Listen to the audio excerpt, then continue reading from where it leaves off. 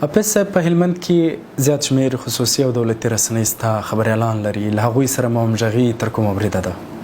خو هغه خارجي سیلانیان چې هلمند ته راځي هغه ډېر دغه کلاو ته ورځي، مرکز کې هم ورځي، کلابیس کلا ته ورځي. حافظ صاحب که وپوښتمه وروستی نندارتون چې هلمند کې 3 ورځې پرانستی و څومره اغېزمن و او څومره ګټور و؟ په هلمند ولایت کې لومړی خو موږ ځوانانو ته یو د زده کړې وړیا مرکز جوړ کړی. هلمند کې زیات شمېر تاریخي ابدات سته، د هغوی ساتنې پالنې ته مو څومره توجه کړې؟